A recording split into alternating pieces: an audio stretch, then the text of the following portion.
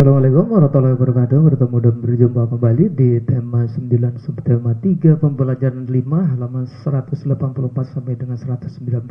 Dan ini adalah panduan bagi orang tua peserta didik dalam menemani anak-anaknya mengikuti pembelajaran daring dari Bapak dan Ibu gurunya masing-masing di kelas online masing-masing.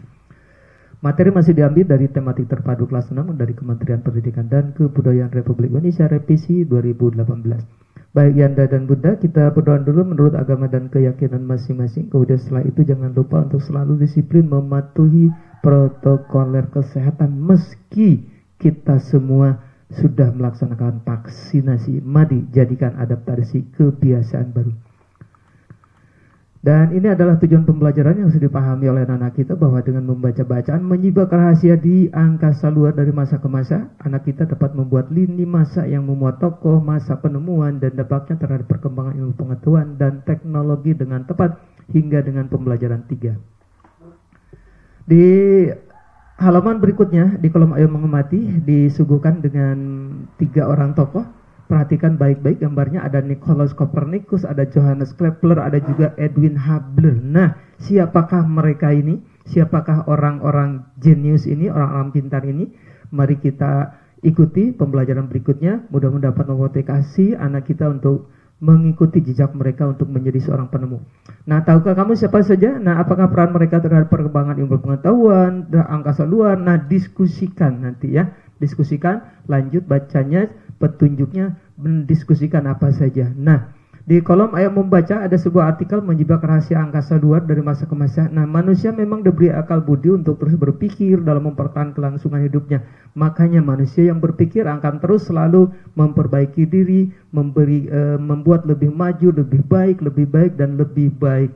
Dan ini berawal dari rasa ingin tahu. Manusia juga yang membuatnya selalu mampu meningkatkan kesejahteraan. Nah, banyak rahasia alam semesta yang terkuat sedikit demi sedikit dari rasa ingin tahu yang awalnya oleh para penemu dan penjelajah angkasa. Nah, kemudian seperti misalnya mereka ingin tahu bagaimana sih mempelajari terbit dan terbenamnya matahari, ingin mempelajari deretan bintang, dan ingin mengenal bulan lebih dekat. Nah, masyarakat Mesir contohnya telah mencatat pergerakan matahari dan bulan pada lempengan-lempengan batu pada 400 sebelum Masehi, sementara pada 350 sebelum Masehi ada astronom Cina Shen mencatat ada sekitar 800 bintang dalam katalog bintang pertamanya. Nah, kemudian di sini ada membahas tentang Nicolaus Copernicus yang memperkenalkan teori bahwa bumi dan planet-planet lain sebenarnya mengorbit mengelilingi matahari.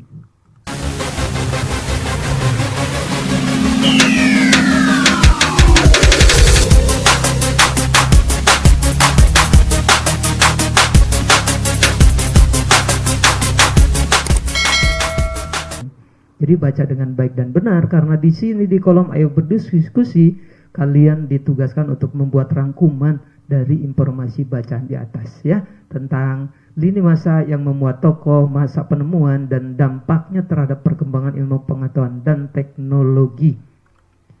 Kemudian di kolom Ayo Berlatih, kalian ini berlatih membuat model tata surya 3 dimensi yang sudah dibuat pada pembelajaran sebelumnya. Nah, pada pembelajaran kali ini kalian ditugaskan untuk beralih mengujinya dan mempresentasikannya dalam sebuah pameran sederhana. Lakukan kegiatannya seperti yang ada di buku tematik dengan runtut mulai dari nomor 1 hingga dengan nomor terakhir. Kemudian di kolom Ayo Membaca kalian menyimak sebuah cerita yang berjudul Kado Ulang Tahun Ibu oleh Kak Diana Karitas. Baca dengan baik dan benar, simak dengan baik dan benar, karena nanti di akhir ada sebuah kolom Ayo Menulis. Nah, cerita dapat memiliki persamaan dan perbedaan dengan pengalaman pribadimu atau dari film yang pernah kamu tonton. Nah, setelah membaca cerita tadi, maka lakukan kegiatan berikut, yaitu menuliskan kesamaan antara keduanya di bagian tengah diagram pen. Mana diagram pennya? Ini dia. Ya, ada judulnya apa tadi, kado ulang tahun dan seterusnya, penulisnya kakak siapa, bagian yang paling disukai dari cerita itu tulis di sini ya. Kemudian ini juga disama diagram pennya diisi cerita fiksinya apa, pengalamanmu yang sama dengan cerita itu ditulis pada tanda silang ini ya. Kemudian ini persamaan dan perbedaan dari cerita tersebut ditulis juga di ke halaman berikutnya. Di kolom ayo membaca ini dalam membahas tentang patung konstruksi sederhana. Apa itu? Membuat patung dengan teknik merakit atau mengkonstruksi memiliki beberapa kelebihan dibanding dengan teknik lainnya seperti memahat, membentuk atau memputsir. Nah, membuat patung dengan teknik konstruksi dapat menggunakan bahan apa saja yang ada di sekitar yang mudah didapat. Jadi memanfaatkan barang-barang yang ada di sekitar kita, di sekitar anak-anak kita.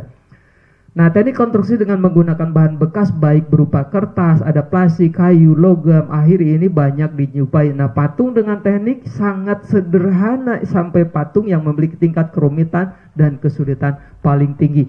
Ini adalah hasil dari pembuatan patung konstruksi sederhana ya, ini roket.